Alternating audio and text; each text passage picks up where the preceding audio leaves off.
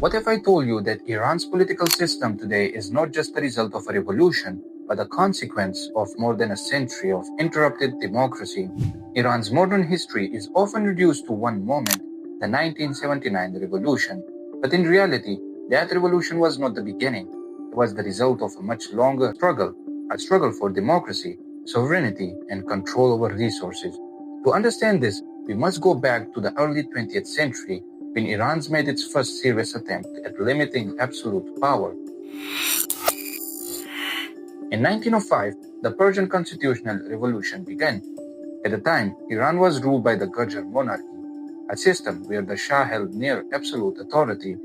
Economic conditions were deteriorating, corruption was widespread, and foreign influence was growing. Merchants, clerks, and intellectuals formed an unusual alliance. They demanded a constitution, a parliament, and accountability. By 1906, they succeeded in establishing the Majlis, Iran's first parliament.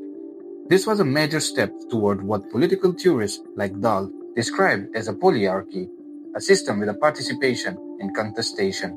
But this democratic experiment faced immediate pressure. Iran was not operating in isolation. It was strategically located and weak.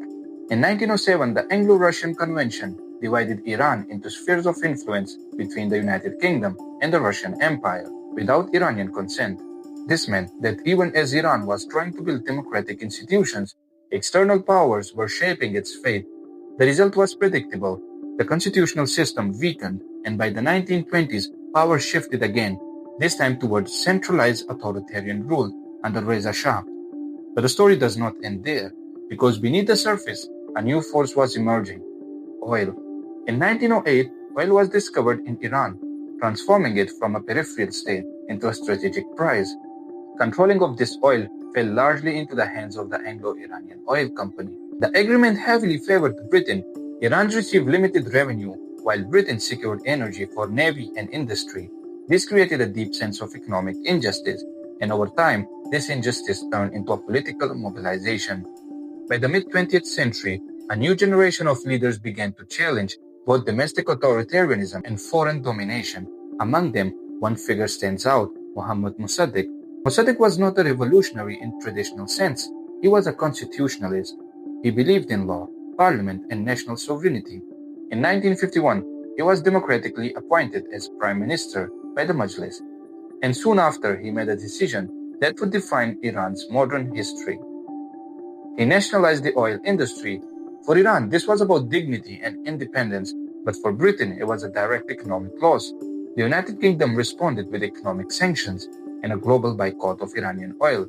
When that failed to remove Mossadegh, Britain turned to the new ally, the United States. At first, the United States was hesitant, but this was the Cold War era, and Washington feared that instability in Iran could open the door for influence from the Soviet Union, especially given Iran's proximity and internal leftist movements like the Tudeh Party. This fear shifted American policy. In 1953, the CIA and British intelligence launched a covert operation now known as the 1953 Iran coup d'etat. The operation used propaganda, political manipulation to destabilize Mossadegh's government. Eventually, the military intervened, Mossadegh was arrested, and Iran's democratic experiment collapsed. The Shah, Mohammad Reza Shah Pahlavi, returned to power with a strong backing from the United States. This moment is critical in democratic theory. It demonstrates how external actors can interrupt democratization process not because democracy fails internally, but because it conflicts with global strategic interests. After 1953, Iran entered a new phase. The Shah pursued rapid modernization through programs like White Revolution, land reforms, industrialization, and education. But these reforms came without political openness. Political parties were restricted, opposition was suppressed, and the secret police, SAWAK, maintained control through surveillance and repression. This created what Huntington describes as a gap between modernization and political participation. Society was changed, but the political system was not adapting.